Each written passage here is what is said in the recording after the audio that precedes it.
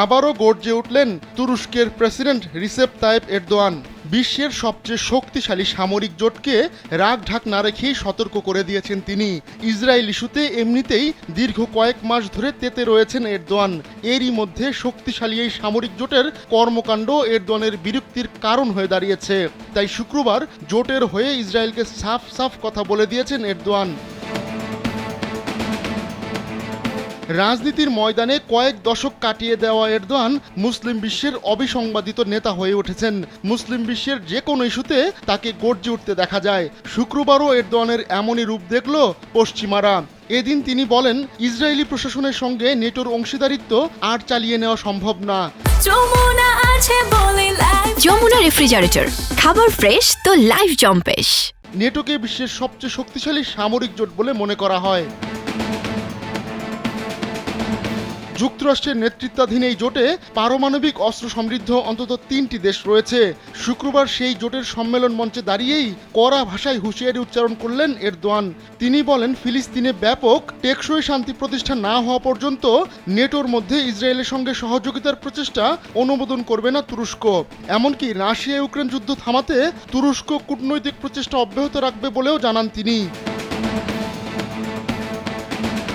সম্প্রতি প্রতিবেশী সিরিয়ার সঙ্গে সম্পর্ক উন্নয়নে জোর দিচ্ছেন এরদোয়ান। নেটোর সম্মেলন মঞ্চে দাঁড়িয়ে সে কথাই বললেন তিনি। এরদোয়ান জানান, সিরিয়ার সঙ্গে পুনরায় সম্পর্ক স্থাপনের বিষয়ে তুরস্কের পররাষ্ট্রমন্ত্রী হাকান ফিদানকে নির্দেশ দেওয়া হয়েছে। এর আগে গেল সপ্তাহে এরদোয়ান জানিয়েছিলেন, সিরিয়ার সঙ্গে সম্পর্ক পুনঃপ্রতিষ্ঠায় তিনি দেশটির প্রেসিডেন্ট বাশার আল আসাদকে যে কোনো সময় আমন্ত্রণ জানাবেন। কয়েক মাস আগেও যুক্তরাষ্ট্রে তৈরি F-16 যুদ্ধবিমান কেনা নিয়ে তুরস্কের সঙ্গে ওয়াশিংটনের টানাপোড়েন চলছিল। তবে সুইডেনকে ন্যাটো ভুক্তির ব্যাপারে তুরস্ক আপত্তি প্রত্যাহার করার পর আঙ্কারার জন্য F-16 যুদ্ধবিমান কেনার পথ পরিষ্কার হয়েছে।